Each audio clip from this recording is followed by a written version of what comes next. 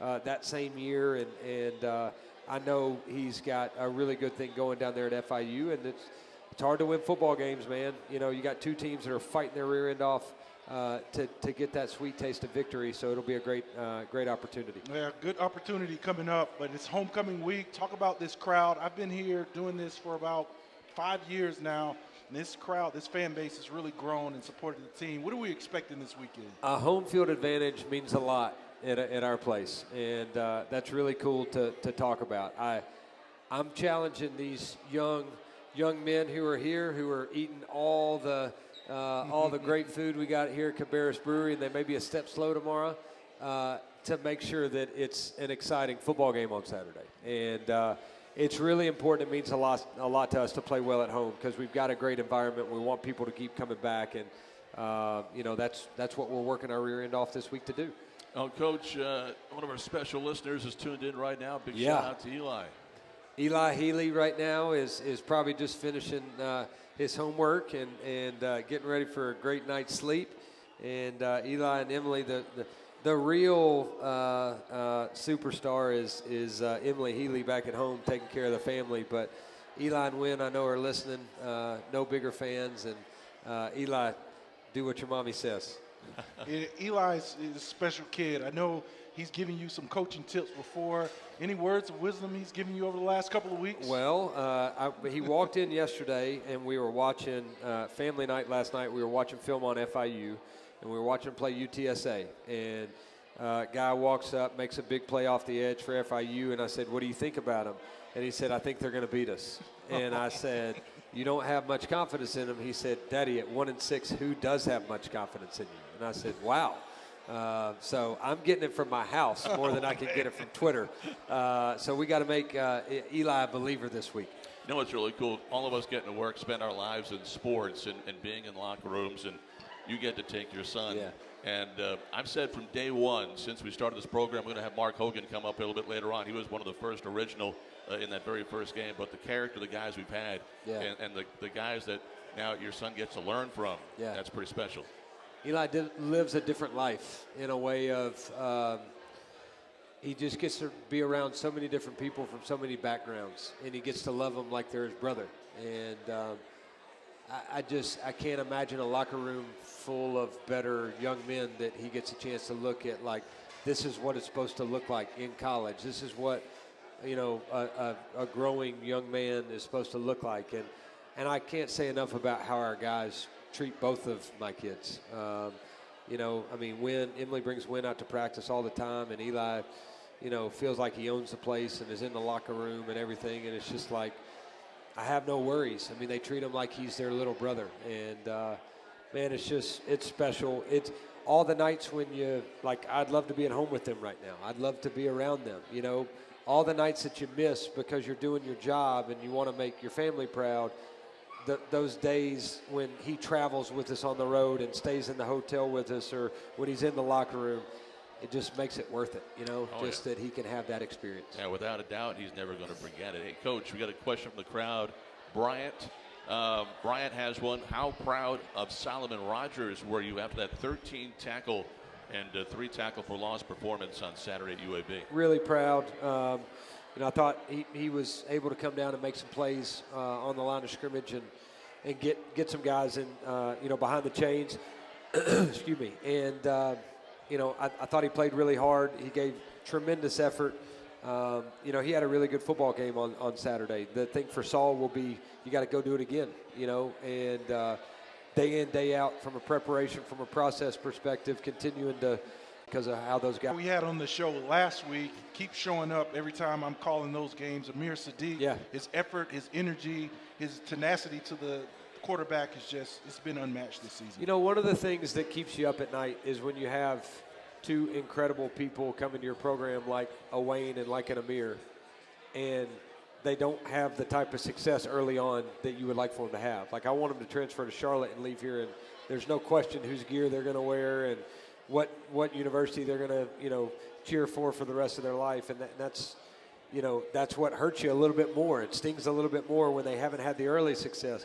But what I'm telling Amir and all the rest of the guys, Wayne, is that wait till you see how this story ends, you know. And Amir's been consistently, you know, a guy who's played really good football for us. He's worked extremely hard. He's been really consistent. He's been a pleasure to coach, and he's a great football player. So fun to see him have some more success. Going to take our next break in the show, and after this timeout, bring Wayne Jones up here. Niners safety redshirt junior out of Oklahoma, went to Kansas State before becoming a 49er. We'll talk to Wayne coming up after this break. This is Niners Live from Learfield.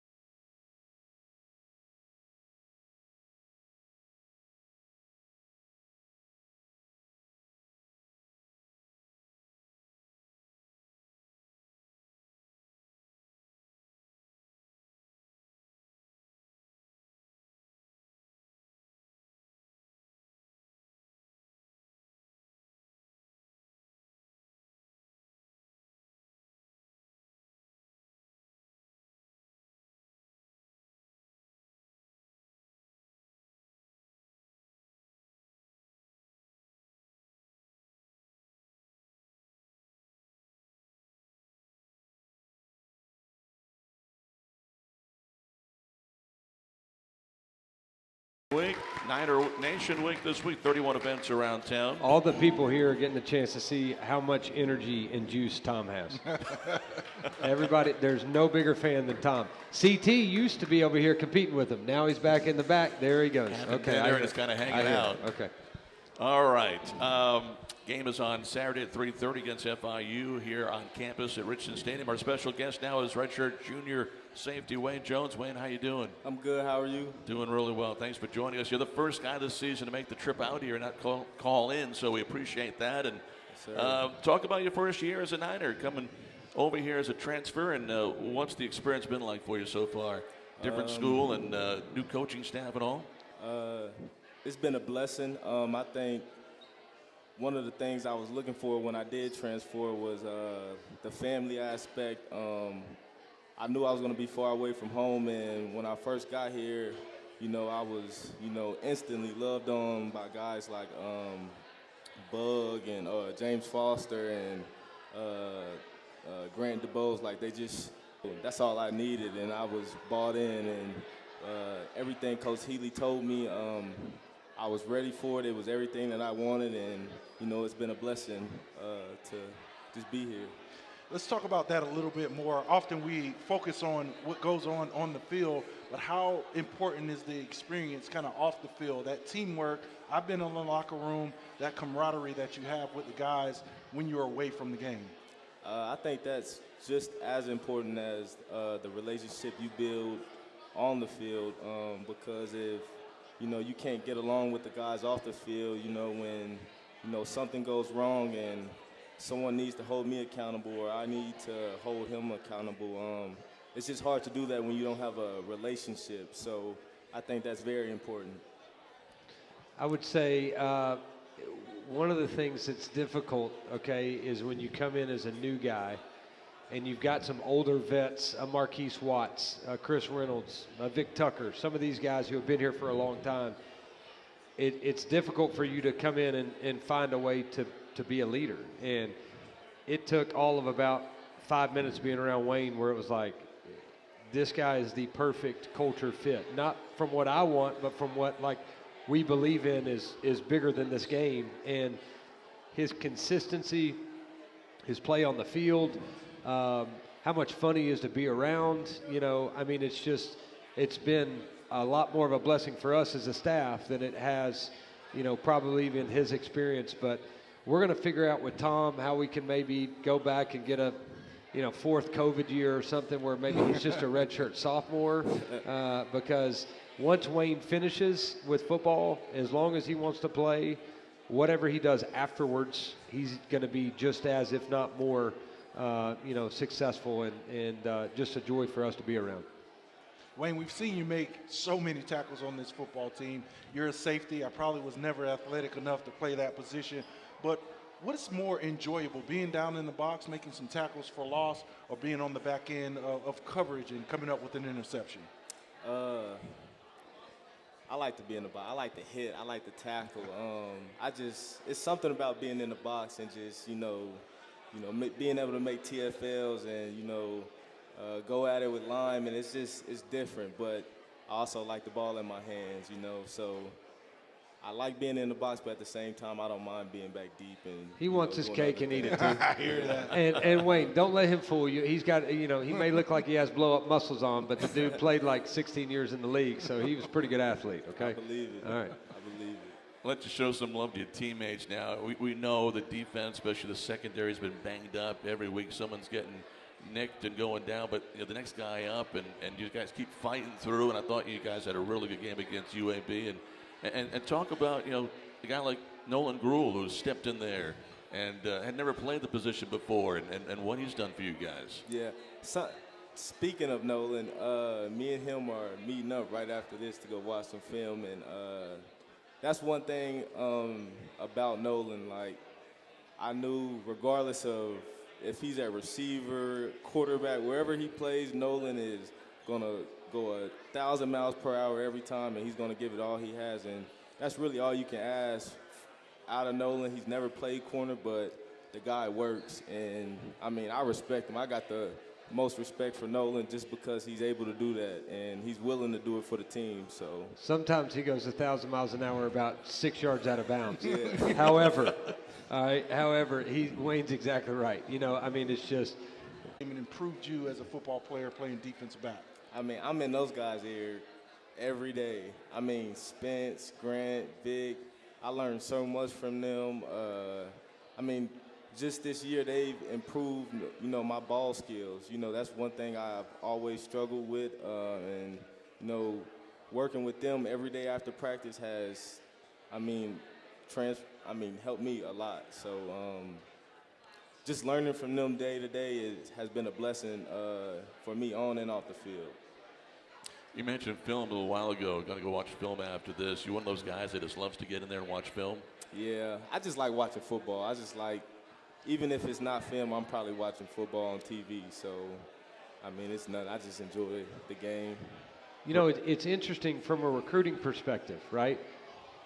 Now, as you're talking about making sure that you take guys who love the game of football, there's a lot of guys that we recruit that don't, like, they couldn't tell you who their favorite player is in the NFL, or, you know, what college wideout or corner or safety they kind of model their game after, or who they like to watch. It's rare that you have a guy like him and Nolan and some of those other guys, which makes you feel so confident in, like, why are things going to start heading in the right direction? It's because you got a lot of guys like him who compete, who love the game, and who are committed to, you know, to doing things the right way on a daily basis. Yeah, Coach Healy brought it up. Who are some of the guys you watch on the next level that played great? I know you have a great one here for the Carolina Panthers. Jeremy Chin is probably a guy who prefers to be down in the box and play around the line of scrimmage like you. For sure. I think one guy that I enjoy watching the most is Buda Baker, just because he's going 100 miles per hour every talks. He can do it all, and, you know, I know. I just try to do what he does. You know, that's Buda Baker. I try to take some of the things from his game and apply it to mine. So that's probably one of my favorite players. He just doesn't have enough speed to get walked down there. I know it. By DK Metcalf. Growing up in Oklahoma, were you a Cowboys fan? I mean, Dallas, I guess, is kind of the closest NFL city, maybe. Mm-hmm. Growing up, I was an LSU fan just because of seeing guys like Tyrann Mathieu. Growing up, that was always just, a school that I enjoyed watching. Outside of football, growing up, other sports you might have played? Wrestling. Wrestling, yeah, really? I love wrestling. I started off, I think it was 3rd or 4th grade, and then I stopped because had some trouble with my knees, got back into it 8th grade, and then I think my junior year I finished, had some more knee troubles, and just finished off my senior year. All I did was football, but wrestling was probably my second favorite sport. I know Coach Healy is here, but what do you do outside of football when you're not playing football? I'm a movie guy. Okay. I like watching movies, TV shows, probably listen to music, trying to make some music, trying to imitate some of my favorite musicians or something like that. What's your favorite movie? Let's see if we have the same taste. I'm Marvel, so anything Marvel. Oh, no. So, yeah, so Spider-Man. No chance. What? No chance. No, absolutely. If it can't happen, I don't want to watch it. Oh my. No chance. I can't. I'll set you and Eli up with the movie theater together, but I ain't going to watch. We can do it. No chance. Hey, Wayne, thanks so much for driving out here tonight, and been a pleasure. And good luck this weekend against FIU. Yes, sir. Thank you. Appreciate it. Thanks, safety. Wayne Jones coming out here today. Going to take a time out of the show and bring up Mark Hogan and reminisce a little bit, but he's also part of this coaching staff now, talking about what it's like to be on the other side from not playing anymore and being a Niner coach. That's all coming up. We'll continue with more Niners Live here at Cabarrus Brewing Company after this timeout from Learfield.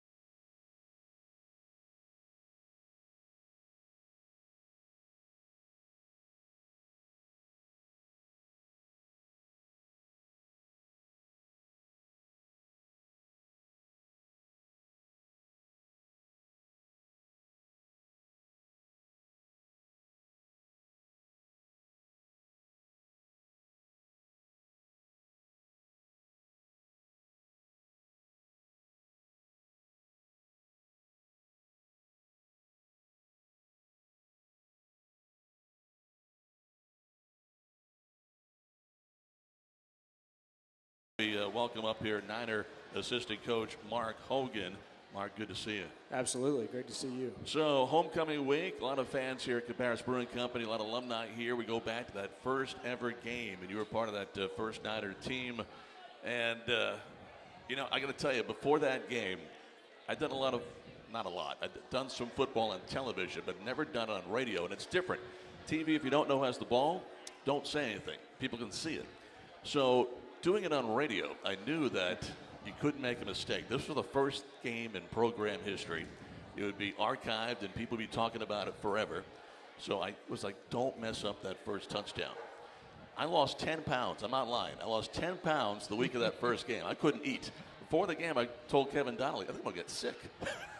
The very second play of the game, interception by you, you're in the end zone. Kevin Donnelly is screaming, and we didn't mess it up. And that one's in the record books, and that must have felt pretty good. I think he stole your thunder a little bit. He did, but that's okay. He may have jumped right from color to play-by-play. So clutch was the call, right? That's so right. Clutch. That's right. Tell us about that feeling. The crowd, it was sold out, standing room only, first game ever. You guys had just come out of the tunnel. The game just started. Play number 2, and you're in the end zone. It was electric. The whole atmosphere and the feel around campus that week and week leading up to it. I was talking to Tom about this today. I didn't know if I was going to play in that game. I'd pulled my hamstring earlier in camp and just got back to practice the Monday before that game. And my position coach at the time on Thursday said, hey, I'm going to start you. Like, you've played some college ball. We've got a lot of young guys. I'm going to give you a shot. And that's all I could ask for. And that play, if I had time to think about it, I would have dropped it. Right? That's how fast it happened. But what a great day for our school and our program to really kick things off. Hey, you talk about the program, but, you know, you come here, you've been a part of 2 programs that started up, Georgia State as well as this Charlotte program. What does it feel like being a part of a foundational group of recruits, guys that come in and it kind of set the foundation for what we have today? The further away that I get from those experiences, the more that I value them. And not just the opportunity to play college football, but the people that you're surrounded by, the people that you'll have relationships with for the rest of your life, whether they're fellow teammates, coaches. Those are the biggest takeaways from me. I'm fortunate with the way my eligibility lined up, where I played Georgia State's very first season and then had one more year of eligibility, got to go back to Charlotte, which is my hometown, and what a blessing that was to be able to do that. Starting at Georgia State, I remember, it was very early in that startup. There was a game on your schedule that people said, how can they be playing this game? And it was Alabama. Do you remember that one? How could I forget it? And being back in Birmingham this weekend, we'll never forget that. We stayed in Birmingham the night before. They had 10 cop cars literally lined up across each other as we drove into Tuscaloosa. We played an Alabama weekday night game, which is really rare. And they had Julio Jones and Mark Ingram and Eddie Lacy. 2010. 2010, yeah. Well, we got to play him at Chattanooga in 2009. I can tell you exactly how it feels. It feels like being a cow being led to slaughter.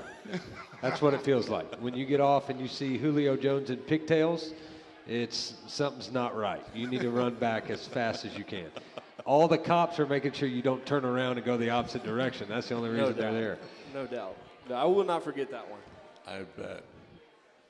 You now turn to coaching. When did you realize, as a former player, that you wanted to transition into coaching, teach the game, be a part of the next group of guys that were coming through the program? I really didn't realize it until very late in my coaching career. I studied business all through Georgia State and had ideas that I wanted to do some different things in grad school. And I remember at my last year at Georgia State, I hopped on a bus early on the way from the hotel to practice, and there was one coach on the bus.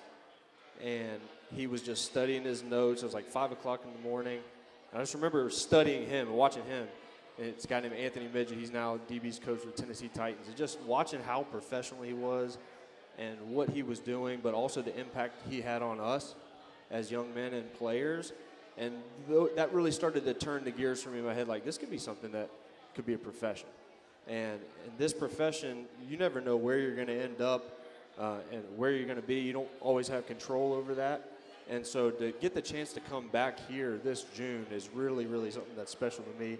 And it's a no-brainer as far as, getting to be back in the Judy Rose Football Center. And I'm a Charlotte 49er through and through. And so I'm very fortunate with how my career has played out so far. I think this is year 9 to be back with Charlotte. It's also amazing, too, as coaches, especially just getting started, you travel all over the place. But you've been really kind of fortunate. Grad assistant here. You coached at Davidson before you came back, so right down the road. You told me you didn't even have to move. I didn't move. Haley loved that one. and also just, I have a 1-year-old daughter now, and Charlotte's a place that even when I haven't been at Charlotte the last 4 or 5 years, the first thing I do after our games is check the score and see, like, what are the 49ers doing? And I could tell you where I was on the 2019 game against Marshall and watching that last touchdown in the end zone, and where I was the night before one of our games. We're in between special teams meetings and team meetings. I'm watching Charlotte Duke on my phone. Like, anybody that'll listen, I'm like, hey, look at this.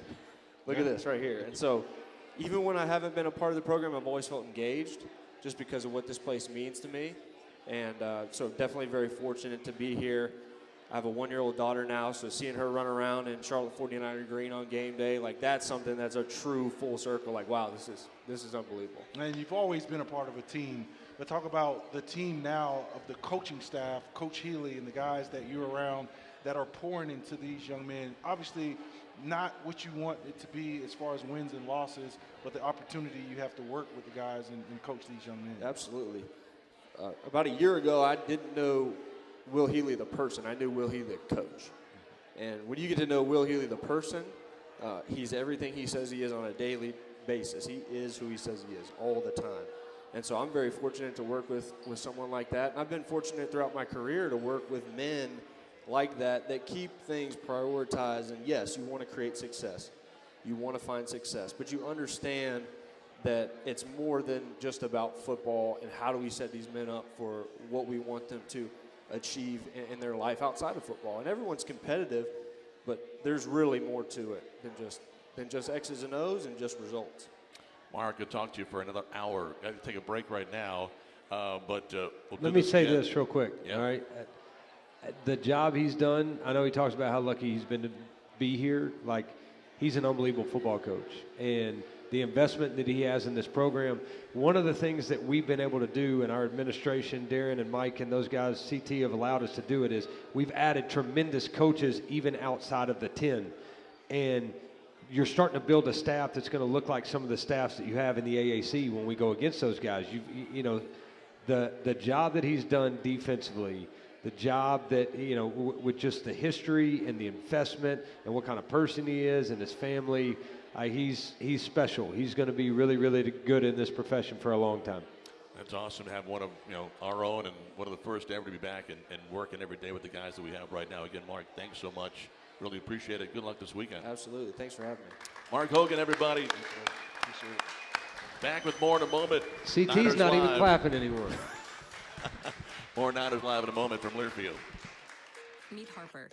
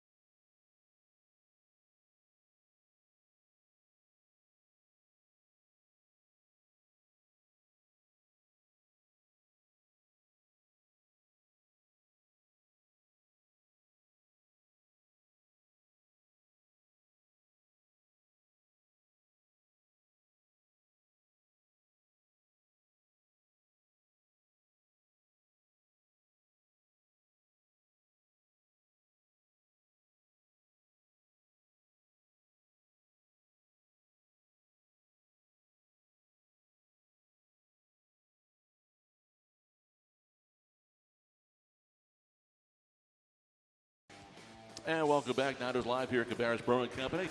Got about 12 minutes left of the show. If you want to ask Coach a question, there's a paper over here. Tom Whitestone has it. You can jot it down. We'll get it asked before the show is over. CT woke up. Got a game on Saturday, of course. It's homecoming, and the game time is 3:30 at Richardson Stadium. The Niners taking on FIU. And so, Coach, as we get ready for this one this week, back to work today, and we keep talking every week. They bounce back and get back to work on Monday, getting set for the week for the game. And what was the first day like today? All right, we're getting back to that question. All right, 3 things. Number 1, Mark Hogan's a stud. That was freaking awesome to be able to hear him. Unbelievable. Wayne Jones is going to run for president one day. He's a special human being and a lot of fun to be around. And number 3 is a special shout out to Kim Whitestone. All right, because I get the greatest text messages from Kim Whitestone each and every show. There's no bigger fan. I miss her. She's the best. So speaking of out-kicking your coverage, Tom, all right, special shout out to Kim. The next thing is, a lot of it today was like, what would hold you back from giving everything you have for these next 5 weeks? Like, what are you concerned about? Because sometimes when you get beat and you've invested so much, one of the clips I showed him today, and I showed Cabo whenever he came in my office today, was Utah versus Southern Cal. And at the end of the game, the tight end for Utah has got like 18 catches for 275 yards and breaks a school record. I mean, something crazy. And then, and he's crying on the field because they beat Southern Cal, preseason top 5 team. They're 4-2 at the time at home and have had a disappointing start for what their expectations were. He's crying because of what he's invested, right? And on the other side is Caleb Williams, who transfers to Southern Cal. Nobody talk about what his NIL deal is, but who transfers to Southern Cal with the hopes of winning a Heisman and a national title, and he's crying. 2 guys who've invested everything they have into that game. One's elated and crying with the thrill of victory. The other one is so disappointed and crying with the agony of defeat. And to me, like, that's the only way to live life. I don't know another way. I don't know how to live lukewarm. I don't know how to, like, protect myself, And so it's like, what's your fear? What would hold you back? And why wouldn't you just give everything you have to have no regrets the last 5 weeks? Because I believe this football team is going to be really, really good. And, like, we're going to start to be able to enjoy the fruits of our labor. And it hadn't happened fast enough, but let's go make it happen this week. Let's have a great week of preparation. Let's continue to get better. You've seen signs, but it's not consistent enough. Let's create that consistency during this week, and let's go enjoy a big victory. We talked about some of this at the top of the show, but what do you bottle up from this past week? For me, it's the goal line, the effort, the energy, the penetration we saw from Des Morgan, Jalar Holly, those guys. How do you bottle that up and take it up the field, find a way to get off the field? Well, I think that, to me, what's equating to winning football games is red zone defense, right? And it's touchdowns in the red zone. And so if we can continue to kick, they were 3 of 6 in the red zone and tried to kick a couple field goals, and we got a couple stops. Like, if we can continue to make it hard on people, even if they do get down there, then we're going to play good enough defense to give our offense a chance to win. We have to play better offensively than what we did a week ago. I never came off the field on Saturday and felt like they stopped us, and we still only scored 20 points. So we're talented enough there. We've done that all season long, especially with Chris being back, and we've shown how capable we are. We need everybody in that offensive unit to be consistent enough to go put the amount of points on the board that they can do. Let's take that last break, Coach. Got to get this in. Give us a little bit of time on the other side of it to talk a little bit more about this coming week against FIU. So we'll take this last break now. Niner Live from Cabarrus Brewing Company continues in a moment from Learfield.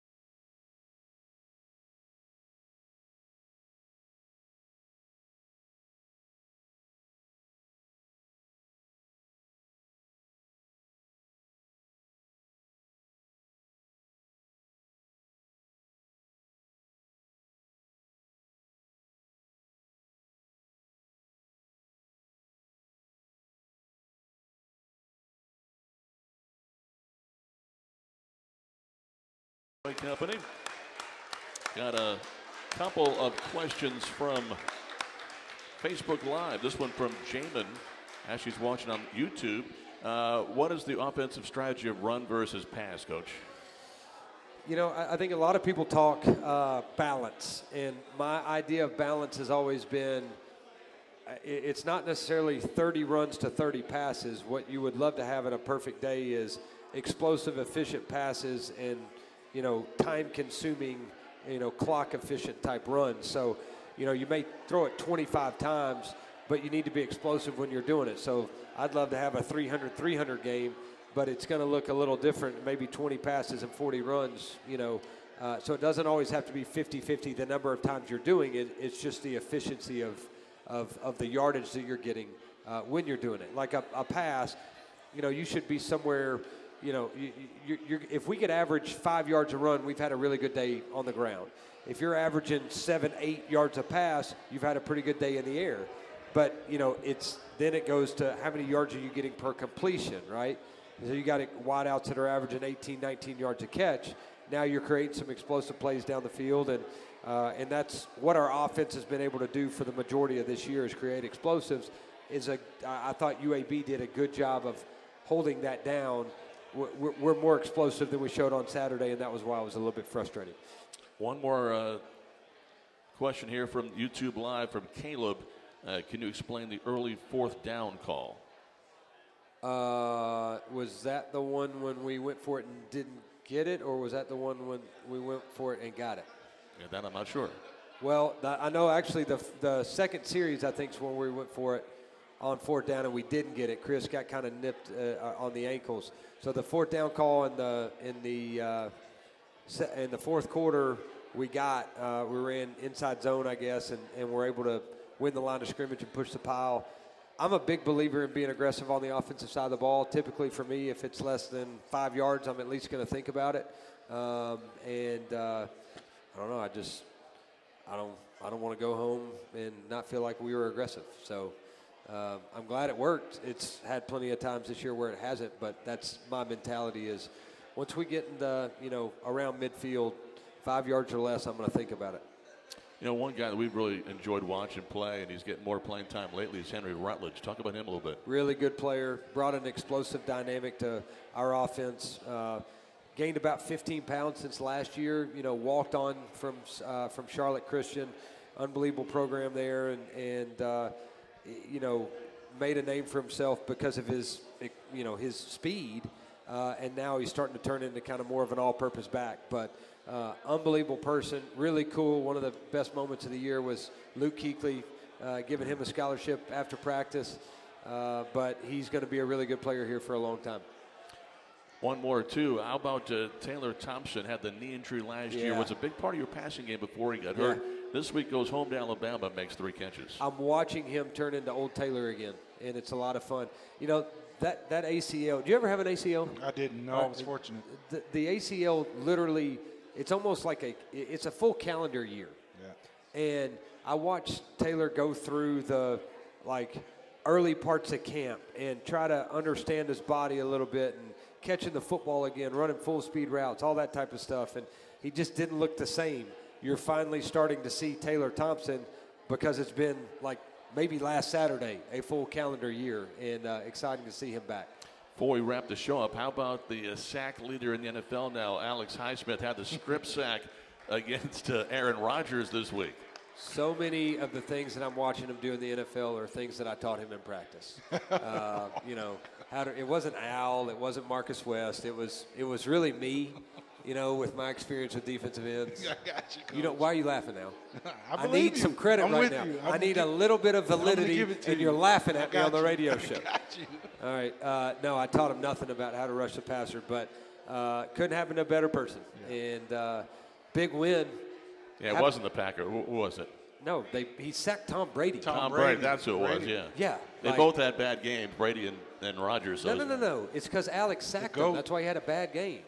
That guy's always going to be able to have a picture of him sacking the greatest quarterback of all time. That's pretty cool. I'd like it autographed. It'd be pretty cool for me. Yeah. So, again, game time, 3:30 on Saturday.